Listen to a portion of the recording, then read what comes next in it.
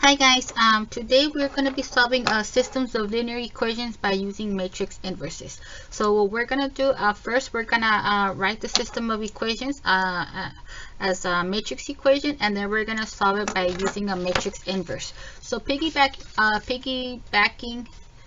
I should not stick to like English saying. Okay, so coming back to a problem that we did earlier, we were given a matrix equation, and then we were asked to solve it by using a matrix inverse. Okay, so it's going to be the same strategy. The only difference is that they don't give us a matrix equation to begin with. We are going to take our system and then we're going to backtrack it to a matrix equation, and then we'll use a matrix inverse to solve it. Okay, fantastic. So let's go ahead and do this. So ultimately we want to write this as matrix equation given by ax equals b. Okay, and then after we take the inverse of both sides, it's up to you if you inverse of matrix A. It's up to you if you want to show me this step or go straight from here to the punchline.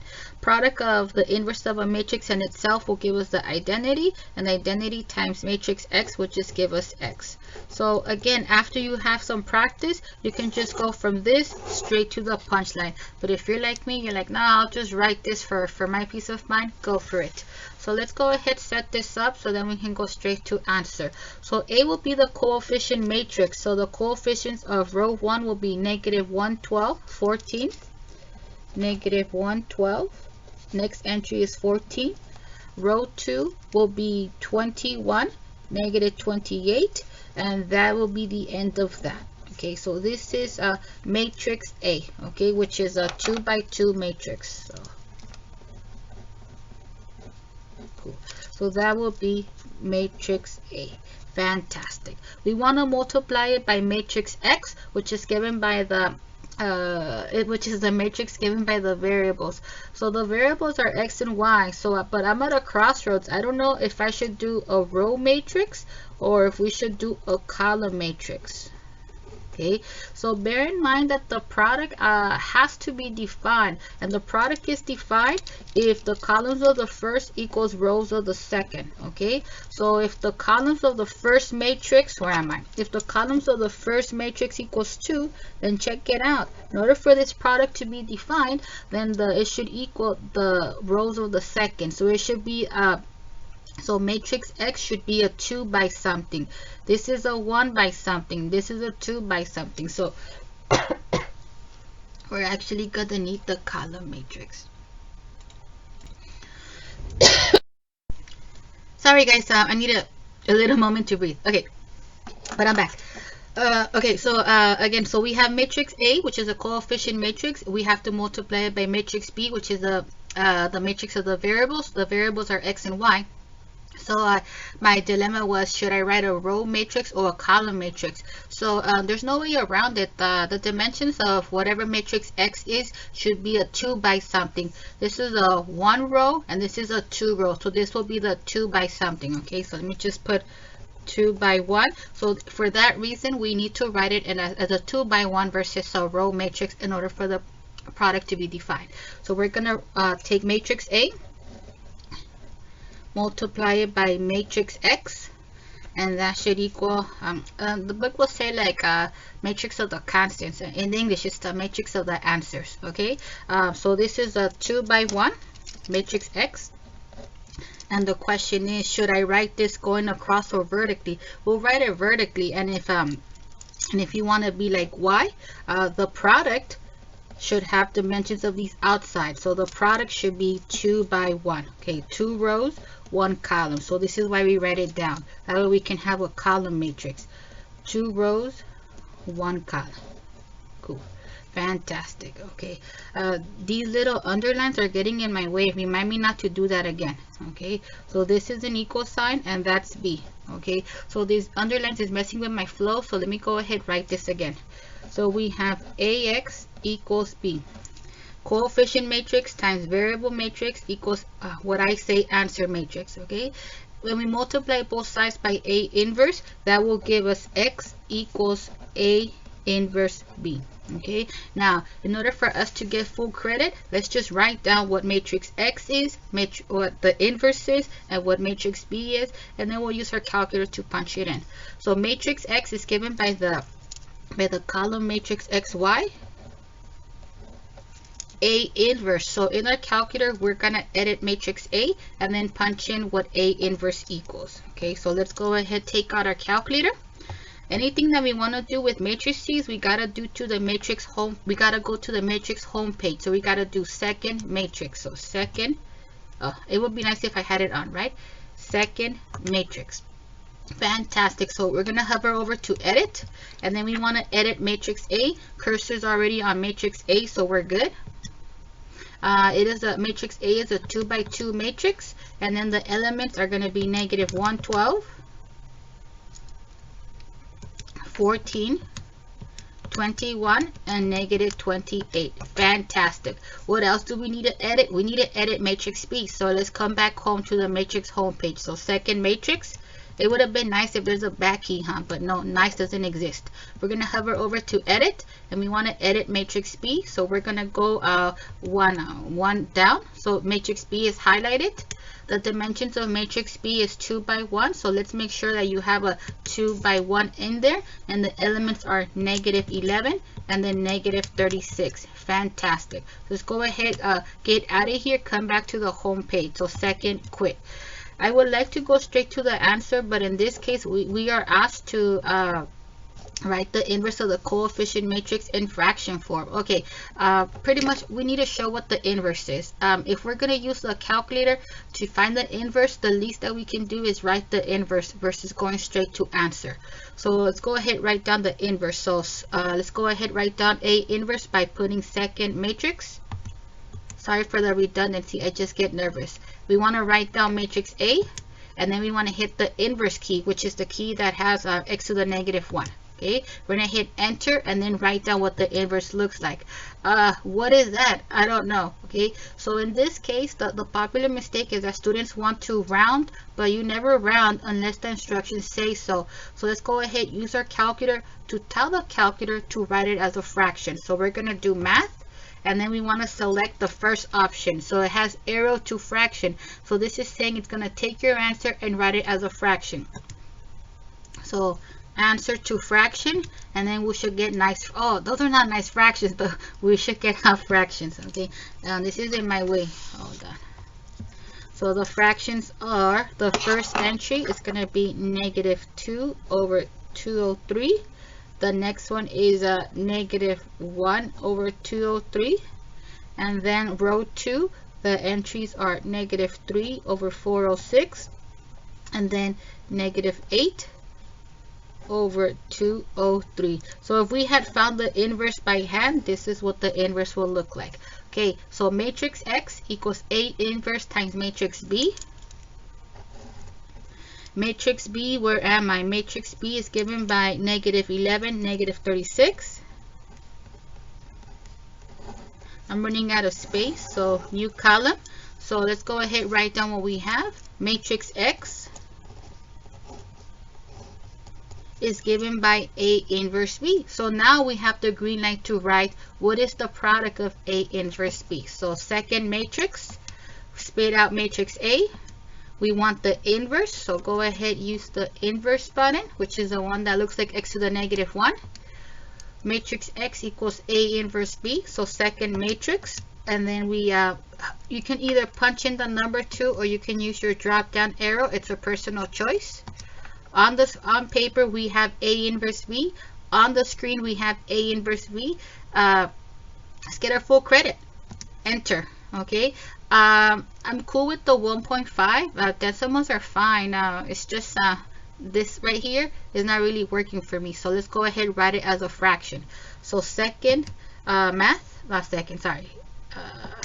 go ahead, put math, and then the first option, it's going to take answer to fraction. So it's going to take my entry and write it as a fraction. It's going to take both of the entries. So we have a column matrix. So the first entry is 2/7. And then the second entry is 3/2. Cool. So we have that this left column matrix is equal to the right column matrix. The matrices are the same if the corresponding elements are equal. So the 1, 1 entry should equal the 1, 1 entry on the right. So we have x equals 2/7, and the 2, 1 entry on the left should equal the 2, 1 entry on the right. Cool. Now, for this problem, the original problem was not a matrix equation. The original problem was a system of equations. So if a system has a solution, I need to know what is that ordered pair solution. So what I want to point out is this. You have to write it as an ordered pair. Regardless of what technique you use, you still have to have good notation. So x is 2/7 and y is 3/2. Fantastic. So we're gonna go ahead and do a total of 3 problems. Bear with me. Okay guys, so I said we were gonna do a total of 3 problems, so this is our second problem. So we have a system, but we are not given the liberty to solve it however we like. Like the earlier problem, we are asked to write the system as a matrix equation and then use a matrix inverse to solve it. So let's do this. So we have a system in 3 variables, as you can see, but the problem is that not all 3 equations have 3 variables. This is gonna mess with my flow. Okay, so before I even think about how am I going to set up the matrix equation, I'm more concerned with making sure that all the terms lined up. Okay, so let's go ahead and rewrite the system. So we have 3x minus y plus z is equal to 3, and then the second equation, go ahead, line up everything. So line up the x term, line up the y term, the equal sign, and then the -3. The third equation has the y term missing, so line up the x and z. So we have x plus z and then equals 2. Fantastic. Okay, pretend that looks like a 2, almost looks like a z. Okay, so now to set up the matrix equation, we want to write ax equals b. Okay, so a is the coefficient matrix, x is the matrix of the variable terms, and b is the matrix of the constants, or like the answers per se. That's not really the answers, but that's just how I speak. Okay, so let's go ahead, write down the coefficient matrix, or matrix A. Okay, so we have 3 equations. Let's go ahead, do these 3 rows one at a time. Row 1, the coefficients are 3, -1, 1. If you need to insert your special effect ones, go for it. And if you don't need them, I don't need them. Okay, so the coefficients are going to be 3, -1, +1. Okay, next row, -1, +1, and a mystery. Okay, so it'll be -1, +1. Let's lock those in. And then the coefficient on z. So as you can see, there is no z term. So with your permission, we're gonna make up a z. We're gonna put a 0 placeholder by writing it as 0 times z. Pretend you can read that. Okay, so this supposedly reads 0 times z. 0 times z is 0, and adding 0 is not going to change the expression. With that being said, the reason why I put a 0 placeholder, you don't have to. If you don't need it, then I don't need it. But the reason why I put the 0 placeholder is to facilitate why is it that the coefficient of the z term is 0. So let's go ahead and lock that in. For the third row, the coefficients are going to be 1, a mystery, and also 1. Again, we have no y term, so we're going to use the same spin. We're going to put a 0 placeholder for the missing y term. So we're going to write the y as 0 times y. So again, we're same speech. We're technically adding 0, and 0 will not change the expression. So the coefficients of row 3 will be 1, 0, 1. Let's do this. So it'll be 1, 0, 1. So we're going to take a and then multiply it by x. So x is the, make it capital X to capital X, lowercase x, they all look the same. Okay, so the matrix x is the matrix of the variable. So the variables are x, y, z. And my dilemma is this. Should I write it as a row? Should I write it as a column? I mean, you could memorize things, but I want to tell you why is it that we do things versus just because the teacher said so. Okay, let's go ahead, write down the dimensions of the coefficient matrix, or matrix A, and we need to make sure that the product is defined. So this is a square matrix of order 3, or 3 rows and 3 columns. So it's going to be 3 by 3. In order for the product of A and X to be defined, columns of the first matrix need to equal rows of the second matrix, okay? Or like in my English words, insides need to match, okay? So if the column is 3, then the row needs to be 3, okay? So we need to have a 3 by something. If we do a row matrix, this is gonna be one row. It doesn't look like 3 by something. If we write it going down, we have a column matrix. Do we have 3 rows? Yeah, okay, so this is why we need to write it as a column, okay? So we're gonna go ahead, write down X, Y, Z, all in lowercase because those are our variables. So the dimensions are 3 rows, 1 column, so it's gonna be a 3 by 1. The insides are the same, or columns of the first equals rows of the second, so the product is defined, okay? So and then in this case, the dimensions of the product, we look at the outskirts, okay? The dimensions of the product should be 3 by 1. So let's go ahead, put equals B. Okay, so those will be like the answers, okay? So we have 3, -3, 2, okay? And then is it a 3 by 1 like we predicted? Yeah, 3 rows, 1 column, so we're good. So now we have to solve it by using a matrix inverse. So depending on how comfortable you are with this, you can go straight to the punchline. I'm going to show my thought process. So to solve for matrix X, we're going to go ahead, multiply both sides by the inverse. And why? Because we can't divide by matrices, okay? So we're going to multiply by the inverse of A. Notice that we multiplied it to the left. So on the other side, we also need to multiply it to the left. Okay, these are not real numbers, so you got to be careful with the order. Product of the inverse and the matrix itself will give us the identity matrix, and the identity matrix times X will just give us X, okay? So the question is, do we really have to show this in-between step?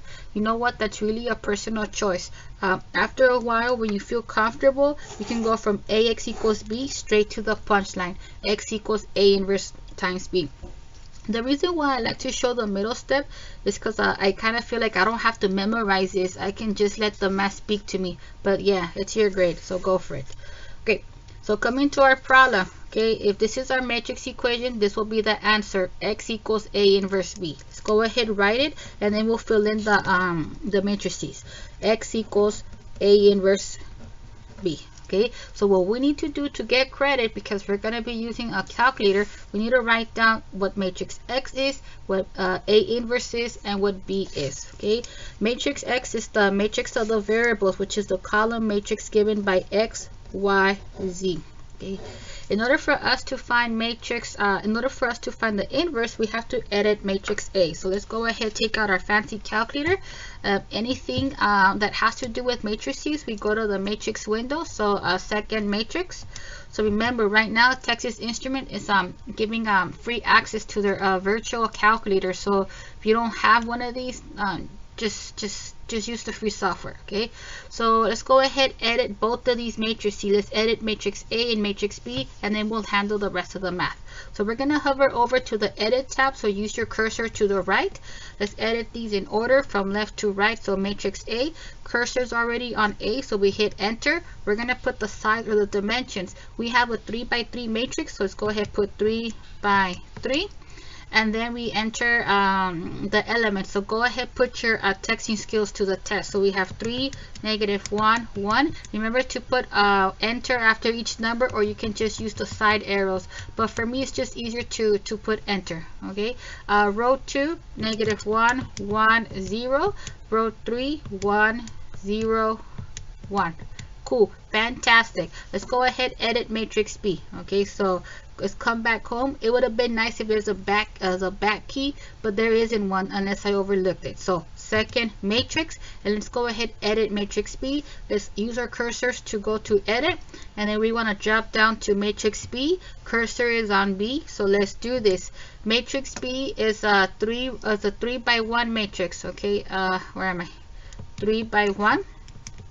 Let's go ahead, put the entries, which is 3, -3, and 2. Fantastic. So we have A and B edited. Let's go ahead, show our work. Let's get out of here. So second quick, we are not going to find the inverse by hand. This is why we have technology. I mean, if you want to do it by hand, and then that will be in a later video that I won't be doing. Cool. All right, so the inverse. So let's go ahead, tell the calculator, what is A inverse? So let's go ahead, find matrix A. So second matrix. So again, you want to do something with matrices, you always do it to the matrix homepage, second matrix.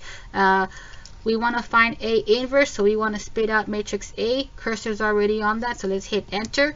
We want to find the inverse, so you're going to put the inverse button, which is the one that looks like x to the negative 1. Okay, let's go ahead, put equals. Why? Because we want to show what the inverse is, because the direction said so. Okay, and the inverse is pretty sweet. We don't have like a bunch of decimals, so we're good. We'll take that gift. So the inverse is given by row 1 is 1 1 negative 1, row 2 1 2 negative 1, row 3 negative 1 negative 1 2. Matrix B, according to our setup, is a column matrix 3 negative 3 2, 3 negative 3 2. Fantastic. So with that being said, let's go ahead, punch it in. So on the left side, there's nothing to punch in, but on the right side, we are going to write down what A inverse B gives us. Sorry for squeezing this. I don't have a pen. You know what? That made it worse. Okay, yeah, but you know what I meant. What if I go like this? Yeah, there's no hole for me. Remind me not to fix this. If I should have just taken that secret with me. Cool. So we have the left side equals A inverse B. So since we already have A inverse on the screen, technically all we need to do is put times B. But the reason why I'm going to do it from the beginning is because I need you to get that practice in knowing how to use your calculator. So let's go back to the matrix homepage. So second matrix, and then we're going to type in what we have here, A inverse B. So we'll first write down matrix A inverse, and then we want to put times B. So second matrix, and then B. So go ahead, use your drop down arrow, or just enter the digit 2. It's a personal choice. On paper, we have A inverse B. On calculator, we have A inverse B. We're winners, okay? And that will equal negative 2, negative 5, 4. We have a 3-1 matrix, 3 by 1 matrix on the left, 3-1 matrix on the right. These are equal if the corresponding entries are equal. So this will lead to x equals negative 2, y equals negative 5, z equals 4. So yes, we did set up an equation, and I'll solve it. We did set up a matrix equation and solve it by using matrix inverses. But bear in mind that the original problem was not a matrix equation. It was a regular system of equations. So if the system has a solution, then I need to see what is that order triple solution. Okay, so we put x, y, z in that order. Value of x is negative 2. Value of y is negative 5. And value of z is 4. Fantastic. Cool. So I said we were going to do a total of 3 problems. That was the second one. Let's go ahead and knock out the third problem. Oh, it would be nice if I boxed my answers. Sorry, I got a little nervous. Okay. So for problem C, or the third problem, the directions are the same. I just typed them up for reference use. Okay. So again, we have a system of equations. We're not given the green light to solve it however we like. We have to solve it by setting up a matrix equation and then using a matrix inverse to solve it. So let's do this. So the matrix equation, so we want to write AX equals B, and after we take the inverse of A left on the left side, then that will give us X equals A inverse B. Okay. So again, same speech. After some practice, if you want to go from the equation straight to punch, like, go for it. But the reason why I always show the work is because when I show the work, I don't have to memorize, like, does the A inverse go before the B, or does it go after the B? So remember what I said before, memorize what you have to, understand as much as you can, and then you're gonna be good. So let's go ahead and write down matrix A, which is the matrix of the coefficients. So the variables, for the row 1, the coefficients are negative 4 and 2. Second equation, or row 2, that will be 8 and negative 4. Fantastic. Now for matrix X, which is the matrix of the variables X, X, Y, and we've explained before why we have to write it vertically. Okay, that's so the product will be defined. And if you're having if you're having a moment, go ahead, write down the dimensions, and then verify that the product is defined, and that way you know, like, okay, we set it up correctly. Okay, the insides match, or proper math words, columns of the first equals rows of the second, so we're good. And the dimensions of the product should give us, is given by the outskirts, which is 2 by 1. Cool. So that should equal B, and it will be 6, negative 12.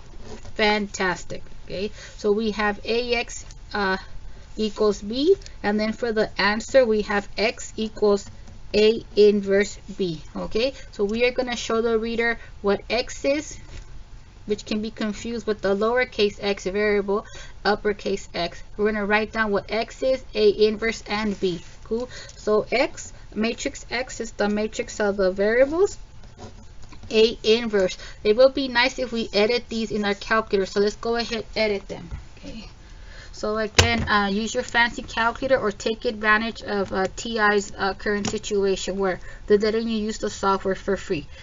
When you want to do anything with matrices, you gotta go to the matrix homepage. So second matrix, we want to edit matrix A, matrix B. So hover over to edit, and then cursor's already on matrix A. Matrix A is a 2 by 2 matrix, and the elements are -4, 2, 8, -4. So I know I'm going kind of fast, but again, pause and rewind as many times as you need to. So matrix A is edited. Let's go ahead, edit matrix B. So again, we don't have a back key, so come back home. Second matrix, and we want to edit matrix B. We're already in edit. We drop down, or you hit the digit 2. It's a personal choice. The dimensions should be 2 by 1. I didn't write it because I was nervous. Okay, so it's 2 by 1, and then we have 6, -12. Cool. I think we did it correctly, so let's get out of here. Okay, so back to the home page. Second, quit. So let's go ahead, write down the inverse. So again, the reason why we didn't go straight answer is because I mean, if we're gonna use the calculator a lot, well, the directions say so, but you need to write down what the inverse is. So A inverse. So second matrix, we're gonna write down matrix A, and then we're gonna hit the inverse button, and then write down what the inverse is. But it says error, singular matrix, so I'm gonna take a pause. Okay, so in this case it says a singular matrix. This is in my way. Okay, so this is code for the inverse does not exist. Okay, so matrix A is given by that, but according to the calculator, the matrix is singular, so that's just code for A does not have an inverse. So what is going down? We were asked to set up a matrix equation and then solve it by using a matrix inverse. We tried, we generally did, but we can only solve it by using matrix inverses if the inverse exists. If the inverse does not exist, that doesn't mean you just stop. That means you just have to use another technique. So this is why I put this extra sentence. If the inverse of the coefficient matrix does not exist, that's this right here, then use any other technique of your choice to solve the system. So let's go ahead copying down the system. Okay, so don't erase this, you will get credit for this. Okay, so we have -4x plus 2y equals 6, and then we have 8x minus 4y equals -12. Okay, so solving it by matrix equation is out the door because A doesn't have an inverse. We have 3 options. If we solve it algebraically, we can solve it by graphing, by substitution, or elimination. Graphing is not recommended because if you don't have nice numbers, you're gonna come into situation. But the thing is, we don't even have graph paper, so that's it. So we're gonna solve by substitution or elimination. I told you my piece, I'm a little biased towards elimination, so that's the route that we're gonna take. Okay, so I'm gonna ask myself, what variable should we try to eliminate? Sorry, I was looking for my special effects, but you know what? I'm gonna make one right now. Let's go ahead, take this piece of paper and cut it in half. Oh, I'm so resourceful. I know, I'm so proud of myself. Okay, so we're gonna go ahead solve this by elimination. And I don't really care if you want to eliminate x or y, but again, I'm gonna remind you how I make that call. I try to work with small numbers whenever possible. If we were trying to eliminate the x's, what would the coefficients have to look like? The least common multiple between 4 and 8 is 8. So I will have to work with 8s. If we were trying to knock out the y's, the least common multiple between 2 and 4 is 4. So this is the question. Do I want to work with 8 or do I want to work with 4? It's a no-brainer. Let's work with the smaller number. So let's go ahead and work with 4. And then the 4 is associated with the y variable. So we're going to write down eliminate y. How? We want to fix it so the coefficients are opposites. We want a positive 4y and a negative 4y. We already have the negative 4y. Work your magic to get the positive 4y. Last time I checked, if we multiply this term by 2, we're going to get that 4y. So let's multiply that top equation by 2.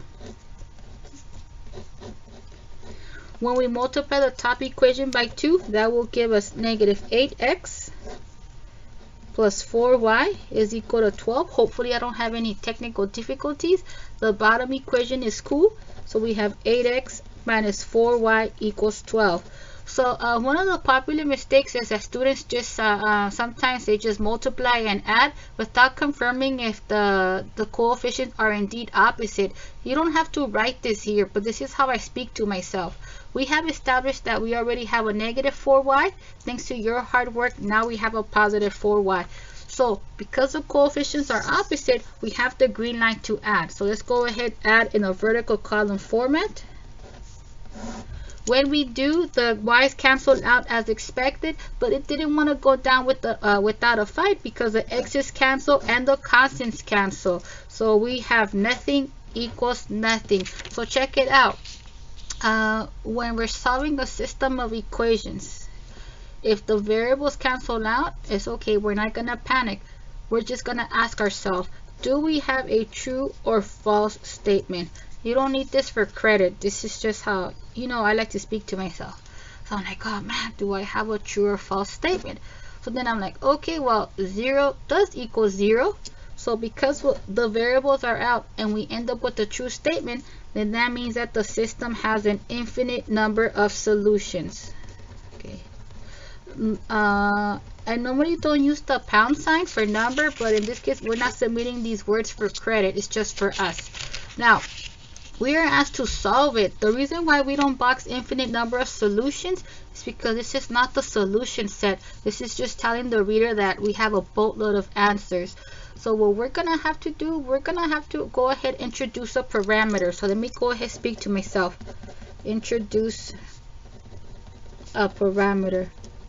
So a parameter is just code for a new variable. So in this case, you can introduce any variable of your liking with the exception of x and y for this problem. And I like to use u because it's you don't see that much. Okay, so the parameter is u, or the new variable that we introduced is u. So what we need to do, we need to, let me go ahead and write it. So we need to write x and y, write both x and y in terms of new variable, in terms of new variable. Okay, so this is something that we did in an earlier unit. Okay, when we had when we were solving the system of equations. This is the unit for matrices, but we had to take this route. So we're gonna take any equation of our liking, whatever catches your eye. Okay, these equations are a little bit inflated, so I'm gonna go ahead and look at these. Where am I? Okay, yeah, I think this is it. Yeah. Oh yeah, because you wrote it. Sorry, I was having a moment. Okay, so yeah, okay. Yeah, delete that. Okay, so this is where we started from scratch again. Okay, so in this case, which equation catches my eye? Neither one, but I'm gonna pick that top one because the numbers are a little bit smaller. Okay, so let's go ahead and take any equation of our liking.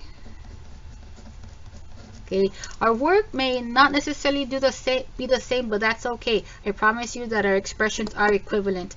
Now, what are we gonna do? Ultimately, we want to write both the x variable and the y variable in terms of the new variable. Okay, in terms of u. So I'm gonna put a love note to myself and say solve for x and solve for x or y, sorry. Now some books will say make the call, which one is you, make the call right now, let x equal you or let y equal you. For me, that's just like a lot of information. What I like to do is first solve for one of those variables, and once I do, then I can safely say let this variable equal you. It doesn't really matter if you solve for x or y. I'm going to choose to solve for y, because when we solve for y for this problem, we're not going to have any fractions.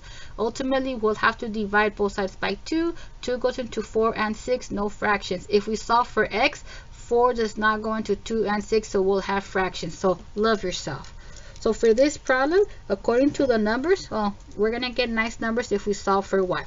So now that that's established, let's go ahead, add 4x to both sides, and that will leave us 2y equals 4x plus 6. Fantastic. To get rid of the times 2, let's go ahead, divide both sides by 2, and then that will give you y equals 2x plus 3. So again, we had to introduce a parameter. It's just fancy talk for new variable. And then we have to write both x and y in terms of new variable. Now that I solved this equation for one of the two guys, now I'm going to introduce a variable. So I'm going to say let x or y represent u or equal u. We want to write x and y in terms of u. We have a nice expression for y. We have y equals this. So what I recommend that you say let the other variable equal u. So let x equal u, and then we're going to write y in terms of u. So that will give us y equals 2 times x. X is u plus 3. So check it out. We wanted to write the x variable and the y variable in terms of our new variable. We wrote x in terms of u. We just wrote y in terms of u. We did it, guys. Let's just go ahead, put it in set notation or set builder notation. So the solution set, we said that we have a bunch of solutions. What are those ordered pair solutions? So we have the set of ordered pairs x, y written in this format. X is equal to u. Y is equal to 2u plus 3. So we have the set of ordered pairs in this format such that, but we don't write such that, we write a vertical bar. Okay. Such that, what's so special about u? It could be any real number. Such that u is any real number. Pretend that looks like a closed brace. It's really hard for me to do that. Okay, so when do we have to write our answer in this format? When do we have to write it in set builder notation? We have to write it in set builder notation when we have an infinite number of solutions. Okay, so like in this case, well, that's the answer. I'm just being an overachiever. So this is saying that all the solutions are of this format. So like if u is 0, one solution will be 0, 3. If u is 1, one solution will be 1, 2, 5. If u is 2, the other solution will be 2, 7, and so forth. Okay, guys, so that's it. I said I owed you 3 problems. We did all 3, so we're good. Thank you.